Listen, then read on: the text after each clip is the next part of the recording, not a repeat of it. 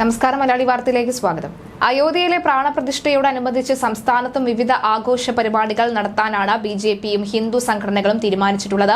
അതിന്റെ ഭാഗമായി വിവിധ ക്ഷേത്രങ്ങളും വീടുകളും കേന്ദ്രീകരിച്ച് പ്രധാനമായും ചടങ്ങുകളൊക്കെ തന്നെ ആരംഭിച്ചിട്ടുണ്ട്. തിരുവനന്തപുരത്ത് വഴുതക്കാട് രമാദേവി ക്ഷേത്രത്തിലെ ചടങ്ങിൽ ഗവർണർ ആരിഫ് മുഹമ്മദ് ഖാനും ബിജെപി നേതാക്കളും പങ്കെടുക്കും. ബിജെപി സംസ്ഥാന അധ്യക്ഷൻ കെ സുരേന്ദ്രൻ കോട്ടയം രാമപുരം ക്ഷേത്രത്തിലെ ചടങ്ങിലാകും പങ്കെടുക്കുക.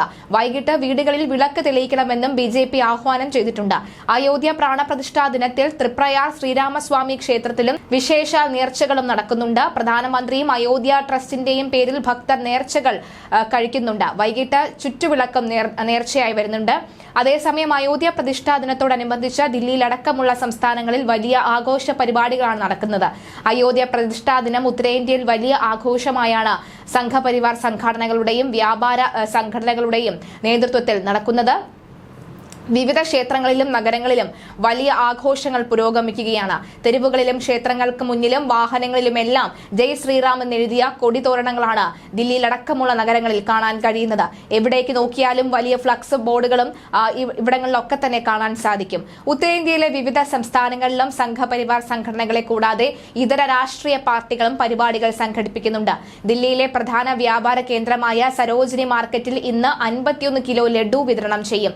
ചിരാതും തെളിയിക്കും. പ്രതിഷ്ഠാ ദിനത്തോടെ മുന്നോടിയായി ക്ഷേത്രത്തിലും തിരക്ക് നന്നായുണ്ട്. ഭോപ്പാൽ, ജയ്പൂർ, നോയിഡ, ഇൻഡോർ, കൊൽക്കത്ത ഉൾപ്പെടെ നഗരങ്ങളിലും വിപുലമായ ആഘോഷങ്ങളുണ്ട്.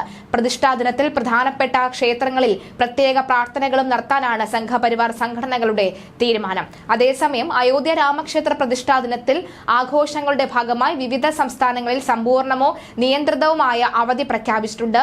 NDA ഭരിക്കുന്ന 12 സംസ്ഥാനങ്ങളും കോൺഗ്രസ് ഭരിക്കുന്ന ഹിമാചൽ പ്രദേശും ബിജു ജനതാദൾ സർക്കാരുമുള്ള ഒഡീഷയും ഇന്ന് അവധി പ്രഖ്യാപിച്ചിട്ടുണ്ട്.